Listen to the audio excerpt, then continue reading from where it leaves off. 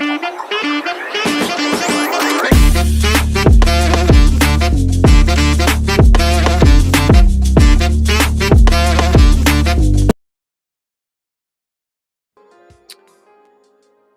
fam. I gotta fix that music. I'm not sure what they're doing with the AI music. I gotta see if I can get something a little bit. All right, that's a little better. Still a little. It's a little better though. It's a little less dark, I think. We are here for another episode 16 of Learn TA with Crypto Landy. We have Crypto Landy here with us, and we are very, very fortunate to have this regular contribution from Landy to our ecosystem, both on DeOrganized and just throughout the crypto space, on X, on his YouTube channel, and all of that, providing us all of this information. And let's bring him on out. Welcome, Landy. How are you today, sir? What's up, Peace? It's great to see you again. Look, I'm happy to be here. I'm happy to be here with you. And today we're going to be filtering the noise. We're going to be doing a little bit of myth busting because, you know, what we've seen, you know, for a long time in markets is oh, hey, this news is clearly affecting price kind of a narrative. And we get a lot of skewed and false narratives that I think can be tough to filter out and tends to creep into people's analysis of what's going on the charts. And we're gonna kind of walk through a little bit of it, not much, but you know, I want to illustrate a point, and that is that you stick to the fundamentals of your analysis. And I have often said, you know, show me the chart and I'll tell you the news. I just don't know what that news is going to be. I guess we could modify that to, you know, show me the chart and I'll tell you there's going to be some news, right? Based on what we're seeing on these charts. And, you know, the news typically will follow. Can it exacerbate moves in one way or another? Absolutely. But typically the charts are going to tell you that there's a move that is coming up. And we have to stick with our base level analysis for that kind of stuff. So I think... forgive me for 1 second. I'm actually a little bit, I'm on the wrong screen, so that's not helping me here. And now I am hearing myself because I have clicked on us. I've done that. But yeah, let me go ahead and actually share. I'm going to share the window here. I don't actually share windows too often, but we're going to share this browser window here. You might get some secret Landy alpha. Maybe. Who knows? I could potentially click on something wrong and give you extra alpha. Who knows? That would be great. I mean, unfortunate, but fortunate. Hey, you know, look, everything's about perspective, right? It's all about perspective, my friend. And one of the big things, you know, that has been occurring, obviously, in the news, it's been all about tariffs. And then interspersed with the tariff narrative is a whole bunch of other quote unquote bad news. What's up, Hero Gamer? This isn't right. This isn't right. It doesn't seem like the real. No. Yes. Also, I'm not Landy. That's weird. Okay, I'm gonna ignore that. Seem like him. Impersonating Hero. Yeah, it's kind of what it seems Hero, like. DM me on Discord if. Yeah, this is definitely really you.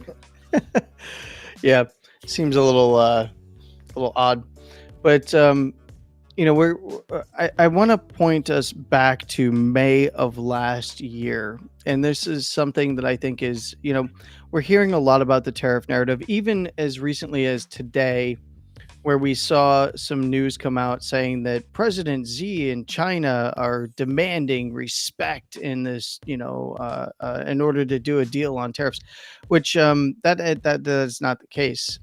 It was actually a Bloomberg article where it was an ex-official that said this, not a current official, not President Xi, and not the official stance of China. Maybe that's the feeling there, sure.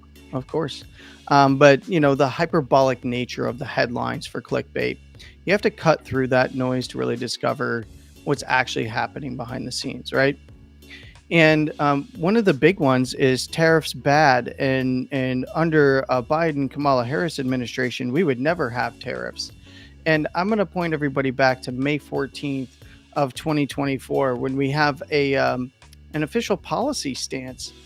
Um, you know, we have President Biden takes action to protect American workers and businesses from China's unfair trade practice. Wait, I thought only Trump was doing this to China. Let's read through a little bit, and I'm just going to kind of skim through some of the points here. We have tariffs on steel and aluminum going from 0 to 7.5% to 25%. Semiconductors 25 to 50% by 2025, obviously scaling up. 25 to 100% on electric vehicles, batteries, battery components, parts, critical minerals from 7.5% to 25%. And we saw this kind of scale. They wanted to do a scale through 2026. And tariff rate on battery parts increased from 7.5 to 25% in 2024. Solar cells and ship to shore cranes and medical products, and you see 50%, 25%. Now these were different stages that they were going to do. Some were going to hit in 2024, some were going to hit upon potential re-election, some scaling through to 2026. And obviously the fact sheet was leaving a lot of room here. And you might even notice we're hearing a lot about the semiconductors right now out of China, and Trump gave in and he capitulated. Well, one of the things that upon further review of what's happening there is that it's essentially finished product coming over is subject to 20%. I'd like to point out that 25 to 50% is higher than 20%. But the rest will be at the normal, individual parts will be at the normal tariff rate. And so everybody says, oh, well, the big guys win again. They get the lower tariffs and it's going to destroy importers of smaller electronic parts and devices and this and that, while ignoring the NVIDIA news, while ignoring all of the other things that are being slicked up behind the scenes. That, we went from $3 billion to $5 billion in investment. We've got manufacturers that want to come in from on the auto side from Canada and Mexico to produce here in the United States. And then everybody says, oh, well, it's going to cause all these problems because American workers want to get paid more and this and that. And it becomes this conversation that's up its own butt, but none of the metrics from any Right. Well, because the idea of economists. American workers having high-paying jobs is somehow turned into a negative in the conversation. Yeah. And then, because it's going to cause inflation, right? Well, you get inflationary pressures and deflationary pressures. If you are able to work a deal where you export, that offsets, right? Because you're exporting more product. And then also anything that stays stateside that is not exported is right here already and doesn't have to be shipped. So you're avoiding all of that as well. So this is a very, very complex conversation that many are taking and just drilling down to simple points to either attack or not attack. And by the way, this occurred when this came out, right? Because at the time, even in 2024, there was inflation fears, right? So why didn't the media make a big deal out of this? Because they didn't want the inflationary fear narrative, right? Because they knew that it has a deflationary effect on the other side. There's always two halves, right? And it's an indirect causation or a direct causation, indirect influence with inflationary and deflationary aspects when applying tariffs in this manner. So then now that some people have been aware of this, then they go, well, because they were only tariffing because they made the big investment with the CHIPS Act. Well, yeah, that's basically giving us our money back through tariffs, right? That we invested. So, and some view this as good, some view it as bad. It's not really the debate here. The debate is all things being equal, tariffs have existed under multiple administrations, and they just haven't been as loud and bombastic and out there and And we know what happened with the other 75 countries. We know what's happening with the companies coming over to the United States. We also know that shrinking the trade deficit is a big one, because it's not just about applying tariffs and having those companies pay tariffs on their wholesale cost, by the way, not their final retail cost, which everybody likes to calculate and put out there. But and then applying this to what is happening in the markets. And of course, this is having an effect on the markets, but this is also one of the reasons why this back then, what's occurring right now with the tariff narrative, I called out last year, Q4, start of Q4. You might remember this pretty well. I said Q1 to Q2, from the numbers from Q3 to Q4, when we're projecting out, Q1 to Q2 is fraught with peril. I think that's exactly what I said to you and many others, right? That sounds familiar. And that was well before the election, because all of the economic metrics are pointing to that, and the leverage in traditional markets, because traditional markets are leveraged just like, and by the way, way more. They're way more leveraged than we could possibly even imagine in crypto when we look at open interest. So in this case, understanding that whatever the narrative was going to be, markets were very likely going to correct hard. And now it's about the recovery. And how does that play out? And that's where, if you want to get into arguments with people online, at least understand what you're talking about. And you can have a different position and not like the way things are going, or you might actually love the way things are going. Another big narrative point, when filtering through the noise, we saw this obviously on the back of all the tariff news. Then we started seeing, look at Trump's son's company, World Liberty Financial. They're selling Ethereum on the lows, and they told you to buy here. Well, we can actually go check that on chain. And they were utilizing look on chain as like, hey, take a look at this. And they were giving weird screenshots, and this got passed around quite a bit. The narrative on this kind of died down because it was easy to knock down. But understand, whether you love them or hate them, you should always go check. So World Liberty Financial, we can go to Arkham. This is intel.arkham.com. You get a free account, and you can see I'm logged in here, and I've got World Liberty Financial up here. They're like, look at the outflows they're selling. They sold like $20 million worth of Ethereum. Well, this was about a week ago or 2 weeks ago at this point. I don't even remember, but the narrative keeps cropping up, and it's just repackaged. If you look here, the only thing that they have had outflows of are USDT. They had 0.1 ETH. Which was to a deployer, from a deployer, so they were deploying contracts. Then we had USDC, USDT, USDC, and we can even go further back and see, it's USDT, USDC, a little bit of ETH, again, another deployer, There is no outflows. They are not selling their Ethereum. So that's a false narrative. And in fact, everybody goes, well, if you look here, you can see that 2 weeks ago we had an outflow of 31,000 USDC, and then 45,000, then 216,000. And back here we had 610,000 a month ago. So obviously they're going to stables. So now the narrative changes, and it's like, oh, well, let's look at the others. Oh, look at this. We've got $755,000 worth of say entering the account, and look at what they've been doing. They've been buying.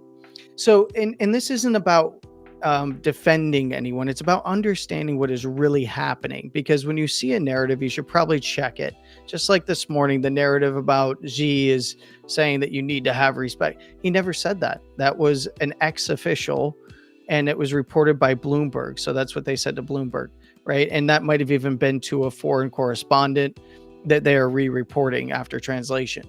So, there's a lot of different things that go into what you're reading as a headline and what markets are doing. And I want to just really drive home that point, that you got to understand what's going on. And I'll use I guess you could consider this a competing network, Babylon, right? They did their airdrop for their token, right? The baby token recently. And, there's been a lot of narratives surrounding that. And is on ICP. I mean, IBC too, right? I believe so. I'd have to, I don't know, but I know that I got an airdrop from him. So that's all I know. one of the big things that we have here is like, look at all of the insiders selling and look at what happened. If you look at the TVL, they're saying that they're selling out, they're closing up, they're out. The TVL is just about the same that it was. It's 4 billion. Fully diluted value on the token. We have to refresh I probably. mean, the dump was from an airdrop. Oh yeah, maybe the token has its own tokenomics that were yes, that was as given out as a reward. You mean when you airdrop a token to a community that's like strapped for liquidity, the token dumps? Yeah, and has been looking for some sort of a reward for their contribution to TVL. Maybe that kind of thing. Like maybe they Yeah. might be selling some of that, right? Right. Oh my So god, I can't it's believe that happened. and it's funny because we see this in our little ecosystem in Stacks here too, right? Which is actually a pretty big ecosystem when you start looking at the actual numbers, right? It's and growing. But it's just funny because like, oh well, they're getting sapped all their TV. I read a headline. It said Babylon's get so I immediately check. I'm like, well, that's kind of it's in the same, it's a different mechanism for utilizing Bitcoin than Stacks, but it's interesting to see what's happening with these other ones, right?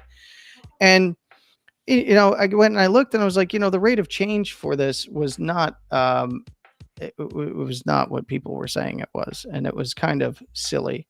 So I mean, you could just come here, you can go to DeFi Llama and you can look at the lockup and like all of that and like what the TVL was, the rate of change and how much was sold off and how much was bought, and then we could see where the fully diluted value of the token is at just under $1 billion. And yes, it did leg down. That's to be expected when you get an airdrop, but it was at 16 billion or whatever it was, 16 cents or something like that at its highs, and then it dumped off. And it's like, well, yeah, and it's still forming structure just like many other things in markets.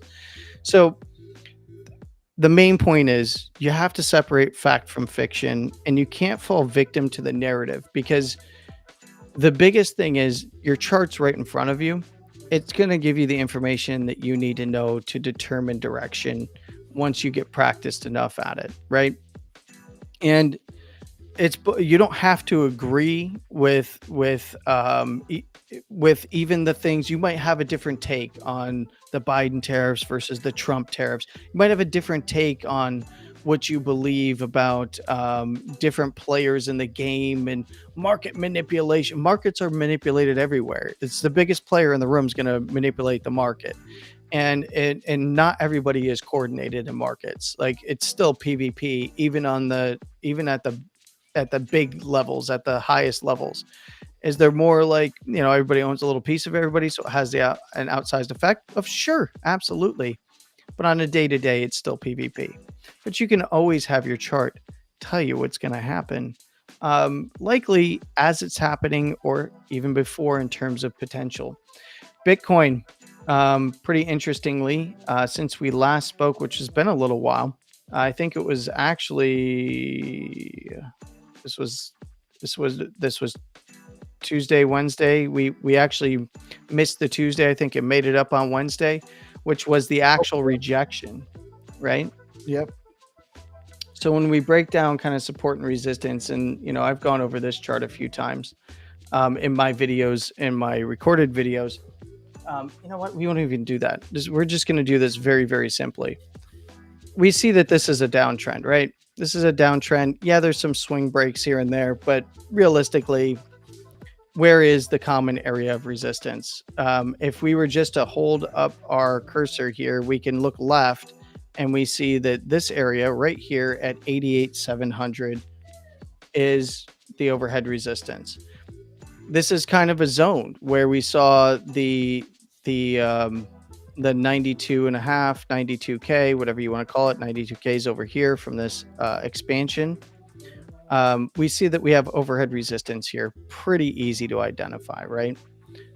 Not that difficult. And then we've got the downside support areas of interest, right? We've got the swing high if you want to take the swing. And instead of hitting caps locks, I will hit the correct button here. And we can kind of go in here and we can see that we're in between big overhead resistance and big downside support. And we got a front run of it, right? But we're just kind of ranging around after the breakdown. And until this breaks back into the range up here, it's a range, right? Not much to be said about it. And until it breaks down below here and actually tags some of the areas of interest here, which we can refine on the daily because we did get fairly close.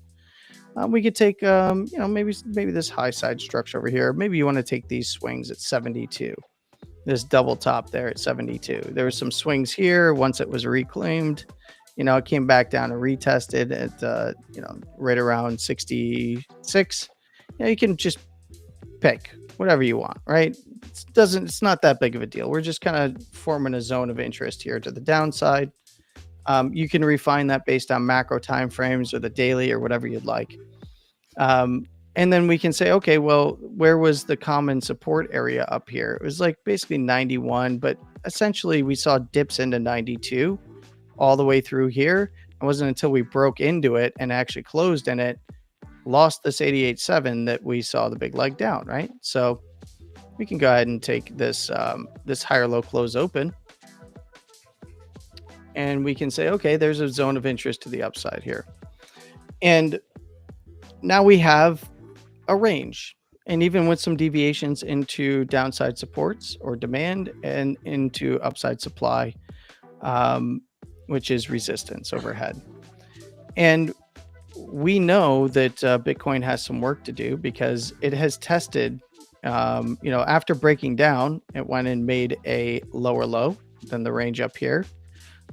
It bounced right back up into the bottom side of this consolidation prior to the breakdown, rejected, came back down, tried to regain this area where it was finding common support with some wicks, got the closure in there, and then started to race to the bottom to new lows. So we have a pretty well-defined area right around 92. So essentially, we can call it, it's 88.7, but we can call it 89 if you want. You can even bring it up to this wick here if you like. And we've seen it tagged, and we've seen it tagged again and rejected on the 2nd, which was Liberation Day, right? And then we saw lower lows. So what do we need to see? We can define criteria pretty easily here. Back below the most recent swing low on the daily. So we had the swing high, and then we had a swing higher low. But it's still just a sideways candle here and then a swing higher high. So if we do start to see closes below this guy here, and we can take and put this on as a big old yellow line and call it $83,000. And you could even say, I want to be more conservative. I want to see closes below 82,765 right at the basis band. That'll lock in this high. Will it be a higher high than the close over here? Sure, but it doesn't do much when it's below the swings here, where this is overhead resistance right around 89K, which is also a swing higher low on the weekly over here. We can look at that in just a moment, but pretty easy to identify, right? So, it doesn't do much. If it does put in a high below 82,765, then we're looking for, likely the lows getting ran again, right? We're looking for, if we're bullish, we're looking for higher, lower, equal low structure, as we know, as we've talked about trend a lot, right? So we'd be looking for, if we're bullish, something to come down. Let's say this is the high, something to come down here and then create some bullish structure and start breaking to the upside. It could even come down to equal lows, right? And then this would be the last, let's actually put that in the right place. This then would be the last high to beat up here at 86.5 or so from today. If it just continues from here. So as long as we don't drop too far down, we're really making it easier to eventually set a higher high and reverse the trend. Mm-hmm. As long as the low is held, right, then we are avoiding continuation. Otherwise, this is another lower swing high relative to, kind of the swing highs up here. And then if we drop this low, it's just continuation of trend down into support. And this is a big area if you're going to mark weeklies and stuff, 65 to around that just shy of 74 at 73.835. But so I actually, just to give you like some feedback on, I've actually gained enough understanding of you from your TA, learning from what you've been showing us over these weeks. Last week, I actually opened up my trading view, shared my screen on the morning show with GP, and showed him the resistance we hit to the left on the screen here that set up really this zone of control that at the bottom, or the zone of interest at the bottom here. I felt comfortable enough to actually like just bring out my chart and share it with people. So it is working. Good. And I mean, reinforcement is the biggest thing. And I really, and here's why I started out by kind of narrative busting a little bit here, is because the market is reactionary. The market is uncertain of what's happening around tariffs. But guess what? We have an example of that back in May of last year. Some of you might remember May of last year. What happened April into May for Bitcoin, for instance? We were here. We might remember. We were in.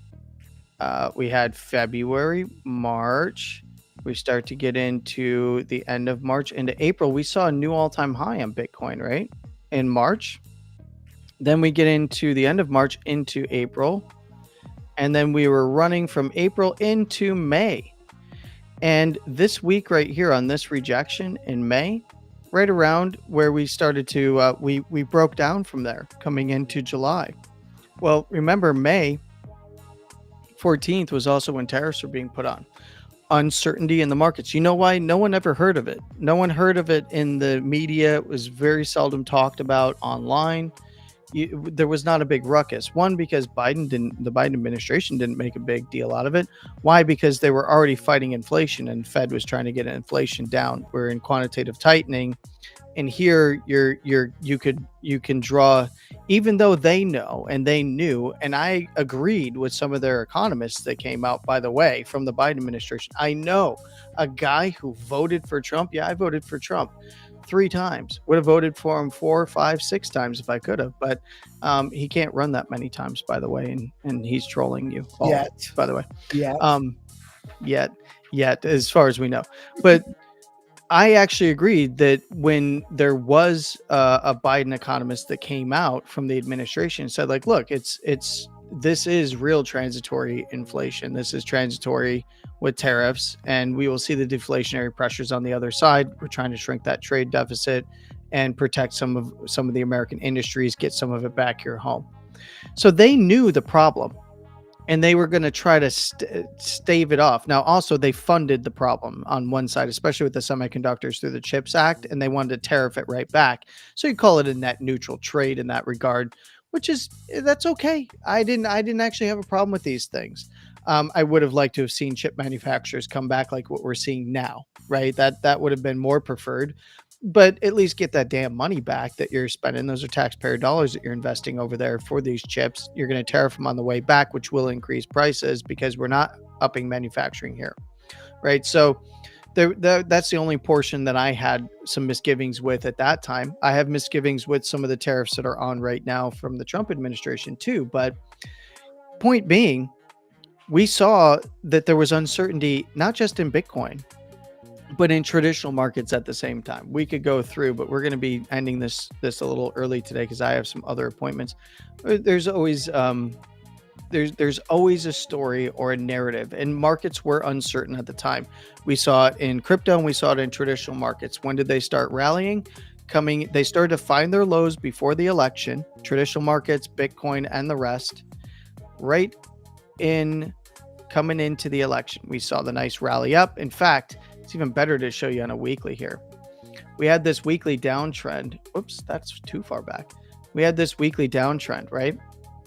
And you might remember this piece. We talked quite a bit about this. This was the last lower high in the weekly. This was from August of 24. You'd see that we broke it. We got a trend break. This was in September. That's when we knew structure was changing. So not only did we get a trend break, we set a higher low in October coming into, this was the close, higher low coming into the into the beginning of October, and then started to change structure into an uptrend for the weekly. That was well before the election, by the way. No one knew who was going to win, but we changed structure in Bitcoin. We changed structure in traditional markets. running up into that after the fourth quarter open, right?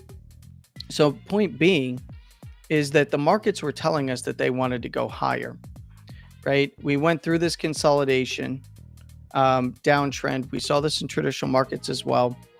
We got the structure break to the upside. We got the higher low.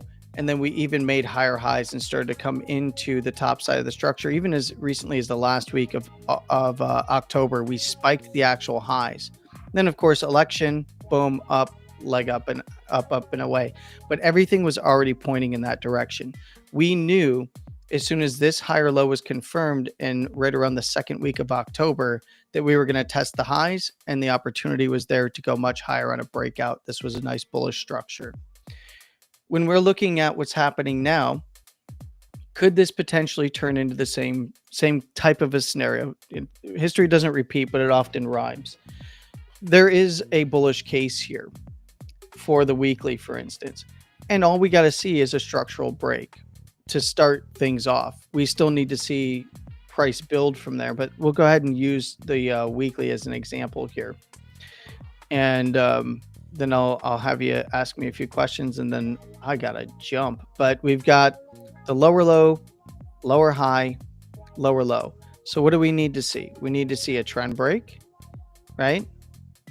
Relative to this last lower high, right around $89,000, which is also a reclaim of the last higher low, right? This was a higher low right here. And in fact, let's point that out real quick here, and and then we'll stop beating the dead horse here. But let's go ahead and kind of draw this out from this lower low to the higher low, higher high, higher low, and then we come up. We did have, a little bit of a swing structure here, and we called this out even then, but we'll just go on the closing structure here, right? And then we got lower low, lower high, lower low, right? And we're gonna strip this down all the way to just being the trend here. So we had a downtrend. We had a higher low, higher high, higher low, higher high, higher low, higher high slightly, lower high close. That was the warning. You might remember me calling this warning out, very adamant that we were going to test the lows. If they broke, we were going lower, possibly for a retest of these highs. Right. So this was an obvious candle rejection right around a major event, the inauguration, and then boom, down. Markets had been wanting it for a while. And now what we need to see from here, if this is theoretically, not saying that this is going to be the low, whether it's here or lower, we need to now see a trend break, right? And then from there, so we'll retest. Yeah, we need to see structure form, right? Because after a trend break, no matter how high it goes, doesn't really matter. It now needs to do what? It needs to hold this last low, or else this would be a deviation up here. So it can't go lower than this last low, or it's a deviation. So what you need to see is higher low, equal low structure build from there, and then get its next leg. And this would be a classic reaccumulation structure. And I just want to be very, very clear. The only reason that I'm giving even some hopium in this regard for the bulls is because on the longer term timeframes, like the monthly, we have not seen, and let's go ahead and get rid of this here for a moment. Oops. Yeah. I'm just going to hit all the wrong buttons. Going to get rid of this here for a moment. But I'll leave this to you. Is this an uptrend or a downtrend piece? We are still in an uptrend on this time. Yeah. It's an uptrend. That's it. And it's a bullish trend, right? We have seen the bull run.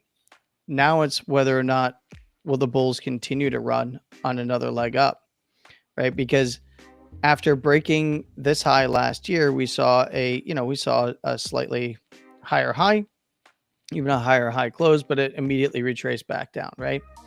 And then put in a higher low at 49K, and then the bulls ran. So we've seen the bull run. This was the bull run from 49 to 108, 109, 360 here. And now we're looking for the next higher low or lower low. I would say it's highly unlikely we're going to see a lower low than 49K on a swing, but I would be cognizant if we saw 59K close below the closing higher low, right? That would be a warning that the next run up would be fraught with peril. And even now, a higher low from here, or even a little bit lower, I'd still be watching this high because the next criteria for continuation would be above 109,360. So we have to watch ourselves because we don't want to see ourselves get wrecked by seeing a swing of a higher high a la 2021 at $65,000 with a failure to close. So we saw two swings above it in October and November of 21, but no close above it. So no continuation. We came down, tried to put in a higher low, failed on the close. Did not get the close above this swing high of this 3-candle structure here, turned it right around, bear market with a lower high, right? So that's where I was screaming, by the way, that this was going to be a rejection between 68 and 70. I was giving it could have got to like 70 to 72, but you'll notice that we had the big expansion up. We mean revert as the basis is coming up, put in a nice Wyckoff reaccumulation if you actually understand technical analysis and Wyckoff schematics, which, by the way, were incorrectly applied all over the place, but those who are doing it actually got lucky and it worked out because it was a true Wyckoff schematic. But we spiked the upper second standard deviation and then went into a bear market. I was screaming about this, and that's also something that we have to be aware of here. But there's encouraging stuff here. We're seeing a cool down and a compression on a monthly time frame while consolidating essentially between the upper second and the edge of the upper first without losing the basis band on the monthly. This is still a bullish setup and nothing to worry about until we see a structural change, either a lower low than 49K, warnings below 59. That'd be your stark warning. It'd be below the basis, and it would be below the close open higher low. Any closes below there, bad for the bulls. At least not a good look.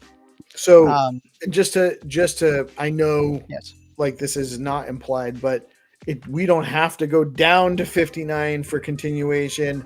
But even if we do go all the way down, touch 59 and come back up, we're actually still in a bullish structure. Yeah, you don't want to see closes below essentially 59. A close below here would indicate weakness. A swing into this area, great. Now we just watch where it closes, right? Right. That's Which what we would have to. I mean, and at this point, we don't know. We're not. Anything can happen. Obviously, we know what the only thing that's certain is uncertainty, right? But well, we're certain of something. We're definitely certain of something, that this is still an uptrend, right? Right. And now we have really easy, clear criteria that that we can kind of measure as to what the conditions would be to change the bullish structure, right? And that would be closes below 49K, warnings on closes below 59. That, sure, we could see a run of that, maybe even a close below there, but even if it closed and pumped from below 59 on a close open on the monthly, it's a bearish setup, right? Because it's basically a bearish reclaim of a higher low close open on a macro time frame. And then we have to watch the highs. But even on a higher low, the criteria is for continuation closes. Wicks can land anywhere. So we can always trade those in lower term timeframes, right? But for macro structure, in terms of our thesis, we need to see continuation on monthly closes above 109,360, right? And we can get an edge for that by watching how the weekly plays out. Does this just continue to trend down? We had our last lower high at essentially 89, where this higher low swing came in, and now we have a lower low. Does it get continuation down? It doesn't look as though it wants to right now, but it could. still living below the lower first standard deviation of volatility in this Bollinger Band level, 1 standard deviation away from the basis here. It's at 92.5, so living below the actual close open higher low in here. But we have to be aware of this high on any moves back up, even on a trend break above that 89, right? That would be a break of the downtrend on the weekly. Then we need to see higher low structure being built, or equal low structure from there on any higher highs like we talked about earlier. And then we still need to see continuation above the all-time high, and then another expansive phase up. Otherwise, it could turn very bearish, right? So on a macro time frame, that would look like, kind of like 21, right? We don't want to see, essentially, what we don't want to see is something like where this comes up. That's, where this comes up, swings the high, rejects, and then comes back down and breaks below the lower low, right? Like if it doesn't close above this high but swings above it, right, that would be bearish, because then this would be the last higher low. Like if this was the last higher low, it's way closer to break the uptrend, right? And it would actually kind of also look similar to last cycle. Yes. And it would be way closer here to break the uptrend than it would be down here, right? Oops. And then that's where we get, something like we had the higher low here. We put in the higher high, but we failed on the close versus this guy here. We come down, we tried to make a higher low, right? But it failed on the close open here. Turned around and actually set a lower high. That was our warning. Even before breaking the uptrend, we had a lower high. So all it was is break the uptrend here. We saw it on this candle here for continuation into our bear market. So that just made a mess.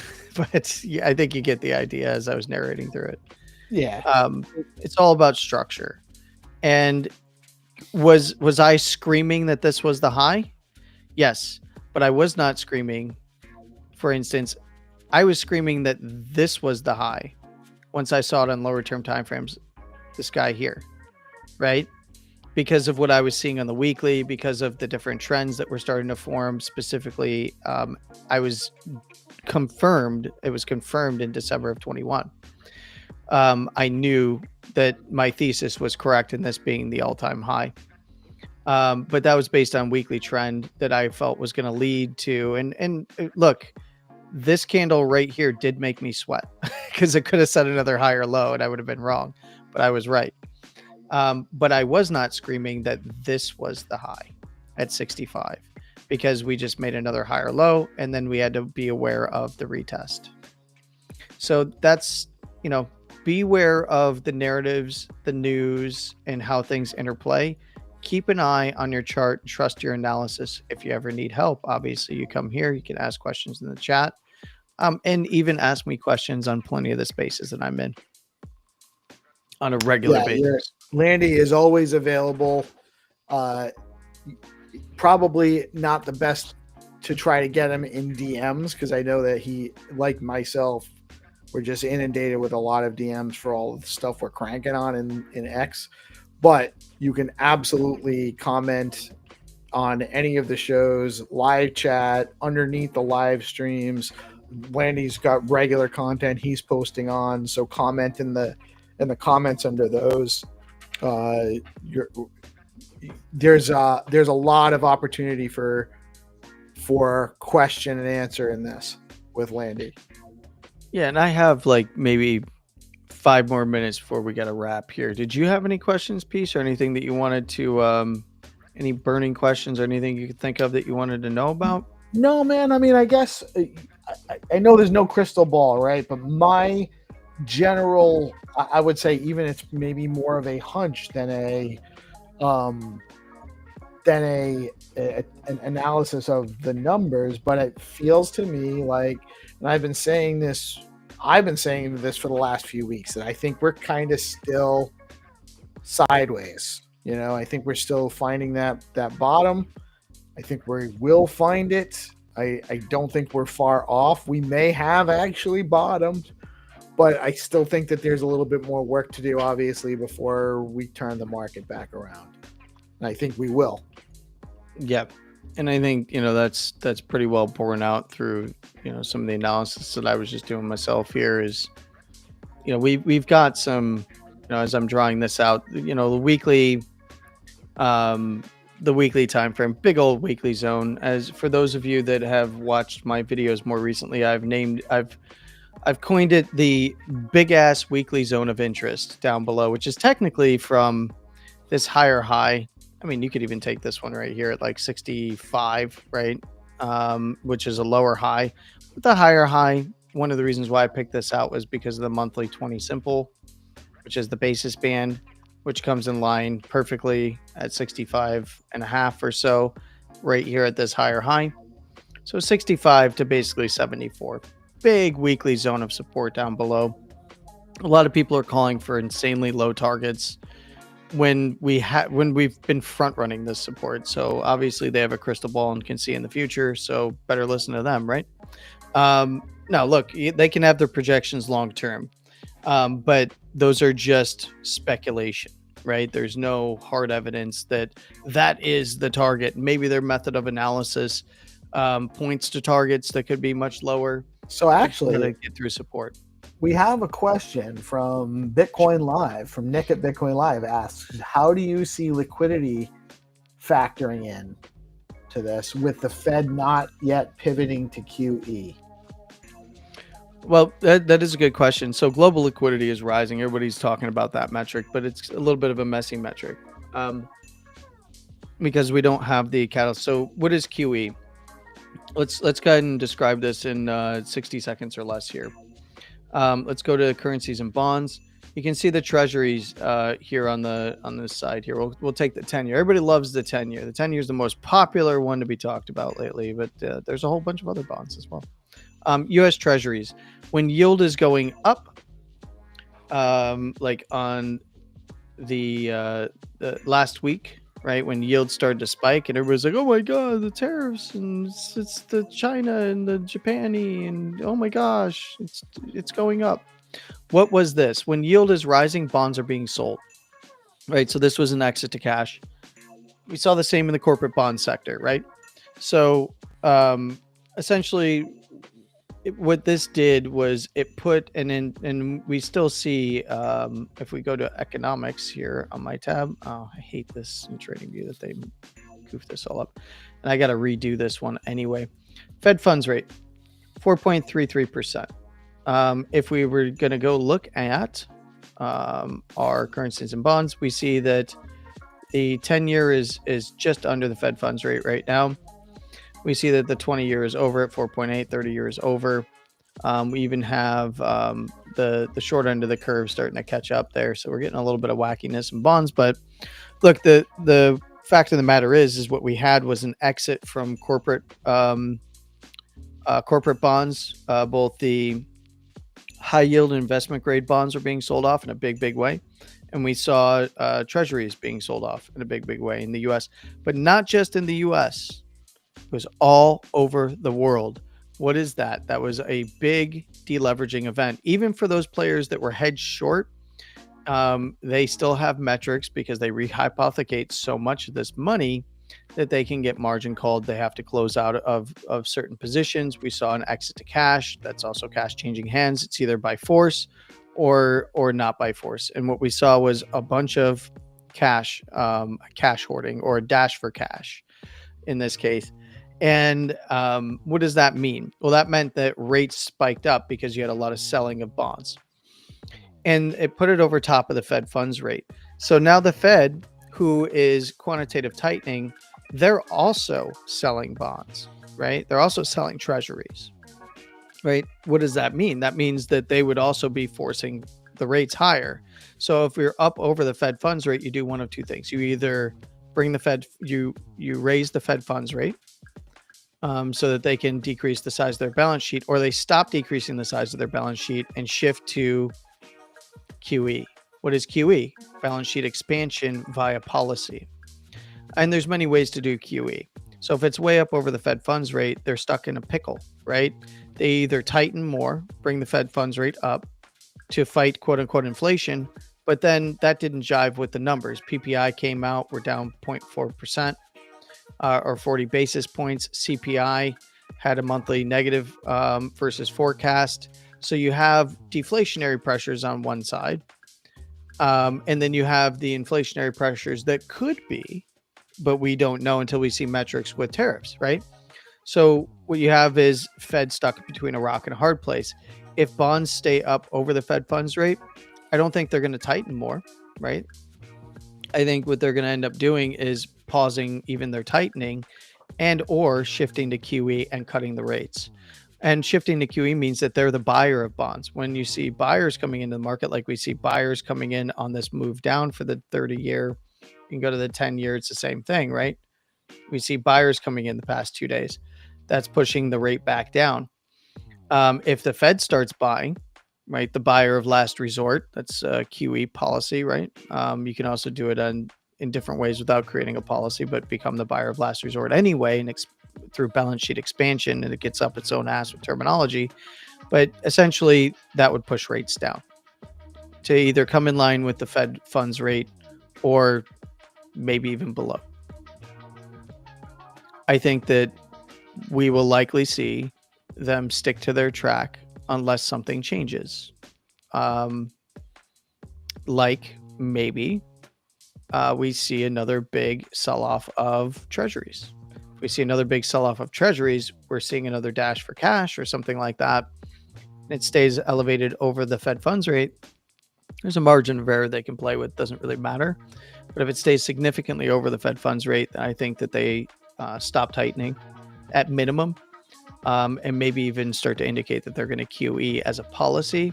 I doubt that they stop. Didn't they stop? They slowed the pace. So they went from 25 billion to 5. Right. They didn't completely stop. They just tightened. They slowed down. So they're still selling. Yes. Yes, they are. But that's gonna have to do it for me, Peace. I'm literally gonna have to cut right out of here and run. Much love to you. Much love to everybody that's listening. Thank you, as always, Landy. Great stuff. Thank you for those tuning in. I'm still not 100% positive, but this actually may be legit. Hero Gamer had his account. Well, if it is, access. Much love to you, Hero. So that's I kind of figured that out too, man. Thank you for making the time for us. I know you're a busy man and you got a lot going on, but always a pleasure, my brother. And we will chat soon. All right. Take care. Peace. Much love. Thank you, Landy. And thank you all for tuning in. Make sure you're following Crypto Landy at Crypto Landy. You can get the Landy bands right here that we use in the show that he shows off every week. And you can find all of the prior episodes of Learning TA with Landy on the DeOrganized YouTube channel at DeOrganized on YouTube. I am Peace Love Music. We are DeOrganized Media, coming at you live on Bitcoin Live Decentralized Broadcasting. Thank you all for tuning in today. Y'all have a blessed day. Peace out.